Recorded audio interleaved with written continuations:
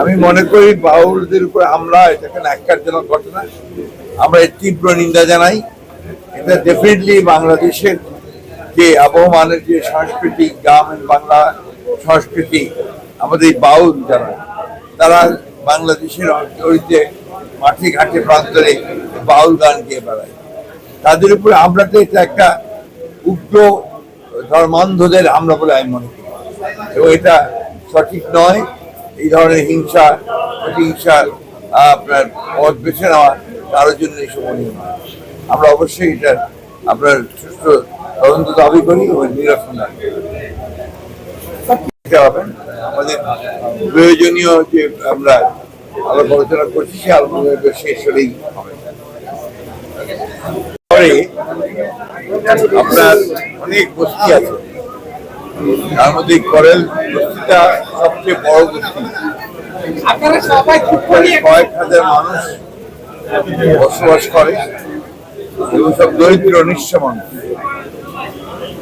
আমার বাসায় যে মহিলা রান্না করে তারও বাসায়, তার বাড়িটিও পুরো একদম নিঃশেষ হয়ে গেছে। এটা আপনার এই দরিদ্র মানুষগুলোর জন্য একটা চরম আঘাত। আমি সরকারের কাছে দাবি করব, সরকার যেন এদের ক্ষতিপূরণের ব্যবস্থা করেন এবং সুষ্ঠু তদন্তের মধ্য দিয়ে অগ্নিকাণ্ডের জন্য প্রকৃত ঘটনাকে বের করে যদি প্রকৃতপক্ষে কোনো ব্যক্তি দায়ী হয়ে থাকে তাহলে তাকে আইনের আওতায় নিয়ে আসা হবে।